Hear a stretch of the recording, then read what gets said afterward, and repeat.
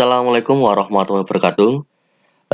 Perkenalkan, saya Putra Adibowo, pengampu di Matematika Peminatan, baik kelas 11 maupun kelas 12. Pada kali ini kita akan mencoba membahas terkait dengan materi trigonometri. Untuk bagi yang kelas 11, kalian sudah mengenal materi trigonometri yang ada di kelas 10, dan bagi yang kelas 12, kalian sudah mengalaminya di kelas 10 dan kelas 11. Ini sebagai pembuka memori atau flashback materi yang sudah kalian pelajari di kelas sebelumnya.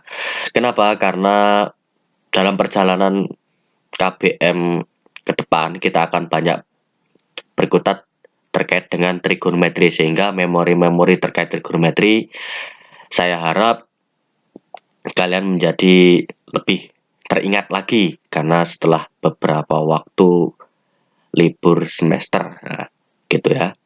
Nah, untuk yang pertama saya akan mencoba menguraikan tentang pendahuluan trigonometri ya.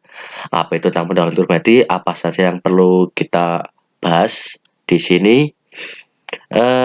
Mengingatkan kembali bahwa dalam trigonometri ya, trigonometri itu ada 3 fungsi.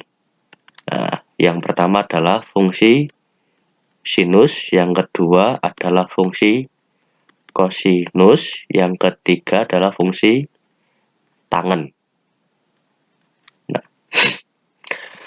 kebalikan dari fungsi sinus yaitu 1 per sin. Nah, misalnya ini adalah sin sin alfa, maka akan menjadi kosekan alfa. Nah, kebalikan dari kosinus, misalnya 1 per cos alfa. Bentar, maaf.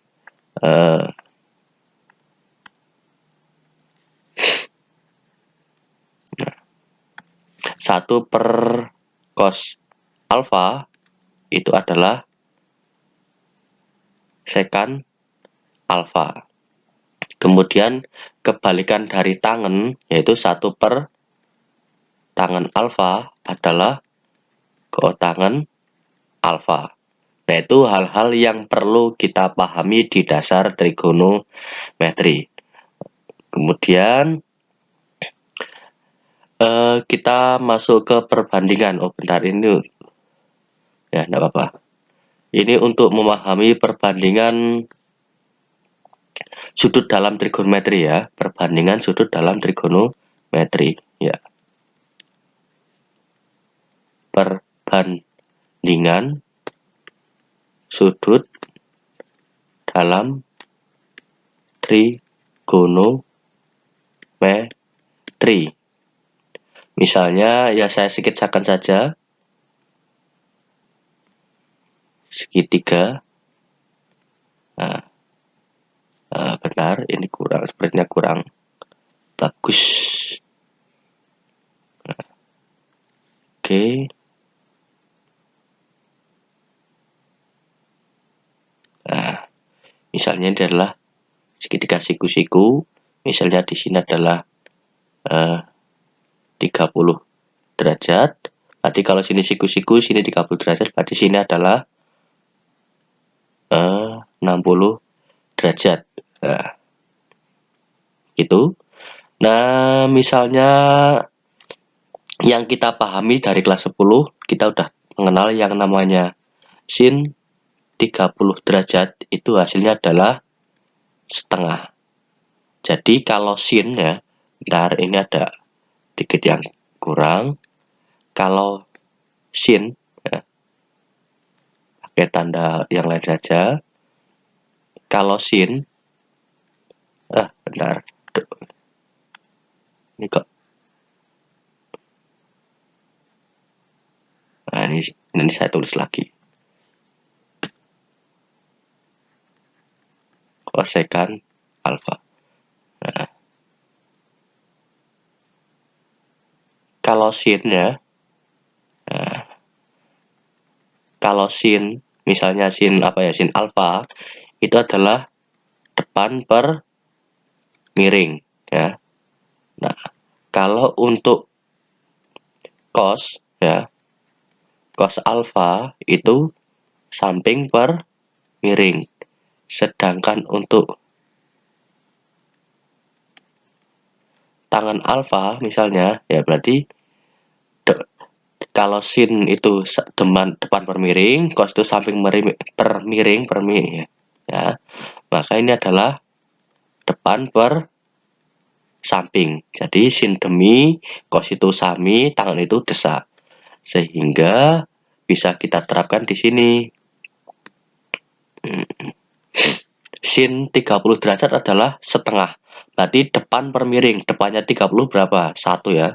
Nah, kan ini depan per miring. Ini de, yang sini mi ya, mi.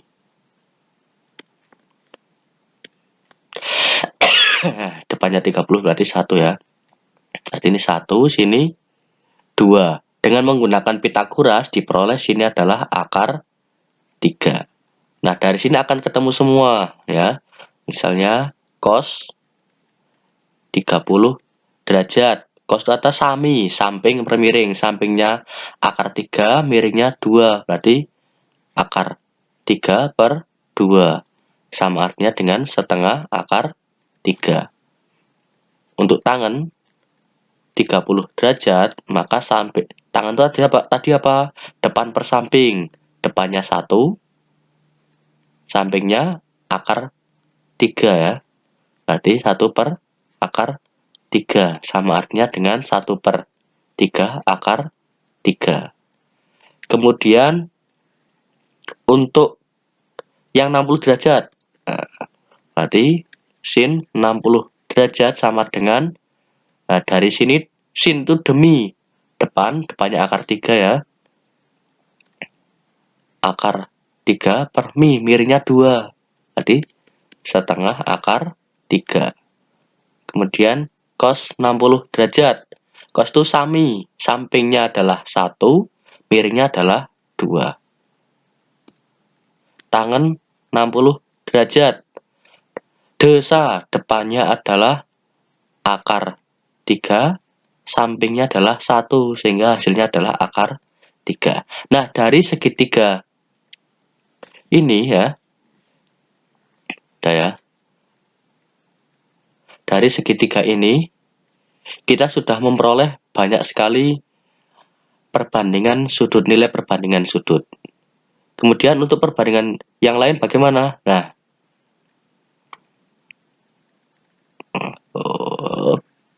ya, kita gambarkan pula. Misalnya, segitiga yang lain. Nah, segitiga sama kaki. Nah, ini adalah sama.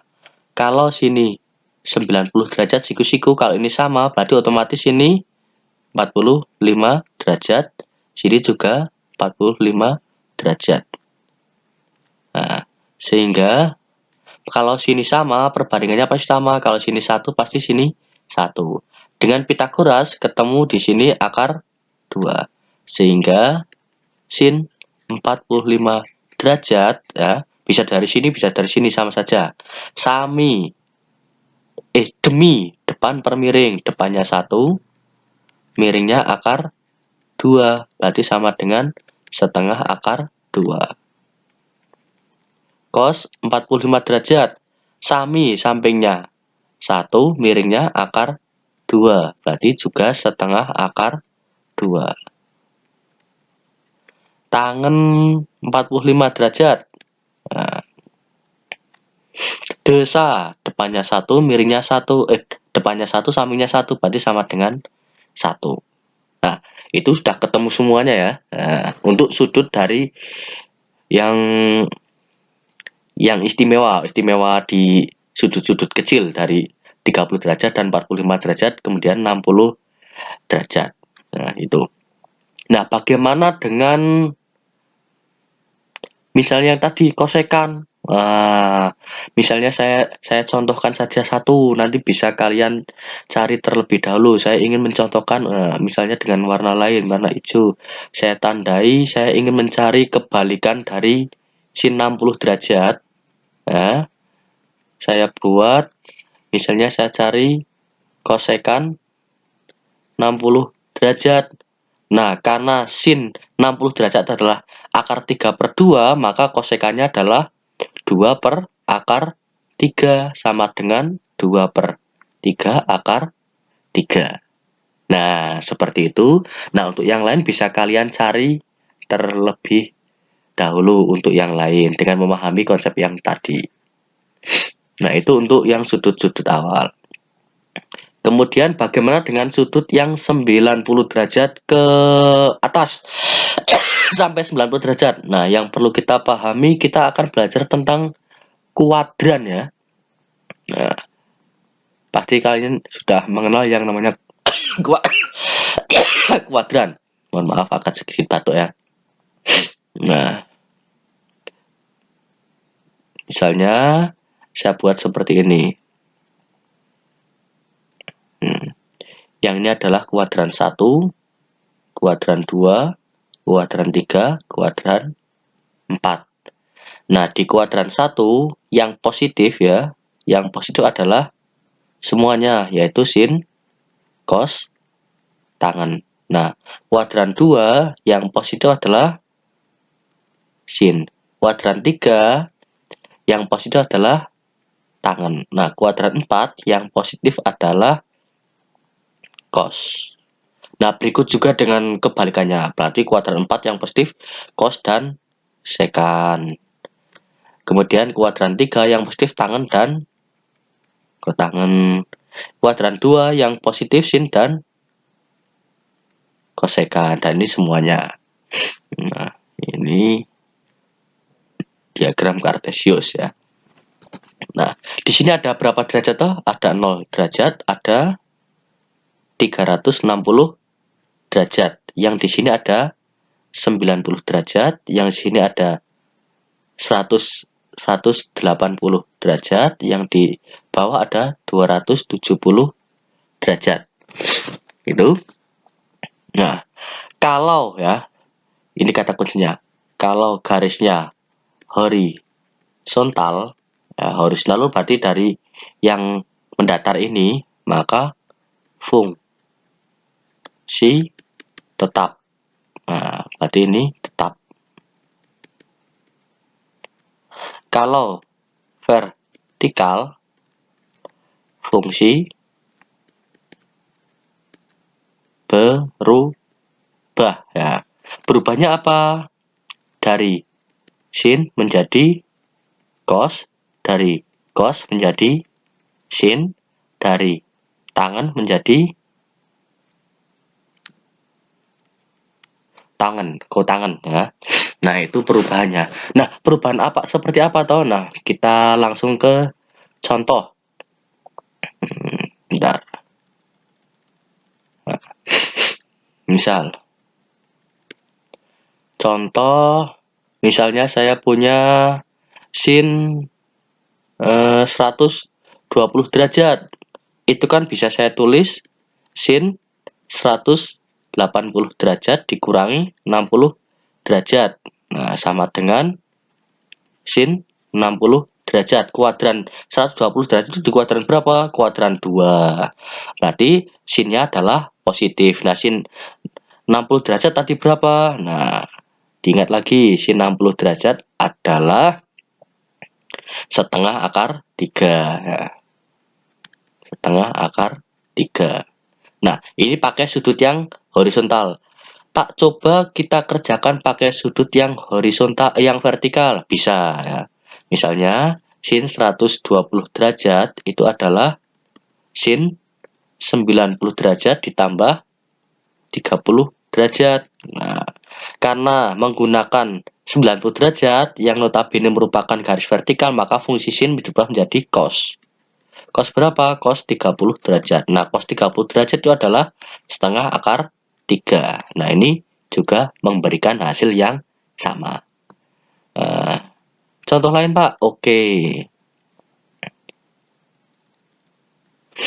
Nah, misalnya begini. Saya punya tangan 315 derajat.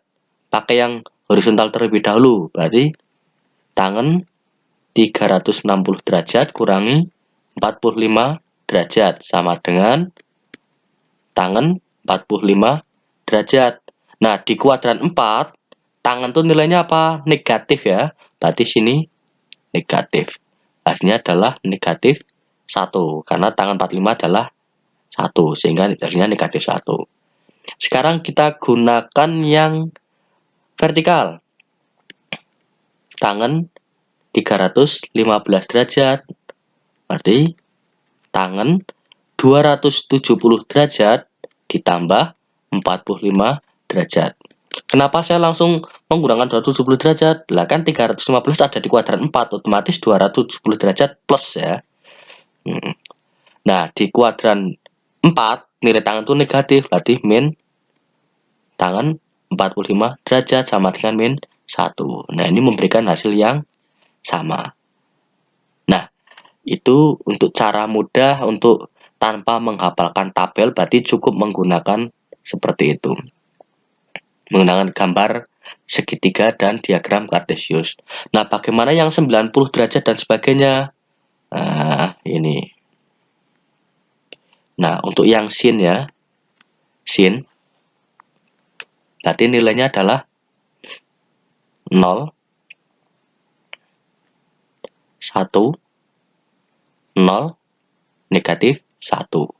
Berarti sin 0 derajat akan sama dengan sin 360 derajat akan sama dengan 0. Berarti yang di sini sin 90 derajat sama dengan 1. Yang di sini sin 180 derajat akan sama dengan 0. Yang di sini sin 270 derajat sama dengan negatif 1. Ya. Nah, cara menghafalnya gampang sekali. Kalau sin 90 derajat kan 1. Otomatis lawannya 1 pasti negatif 1.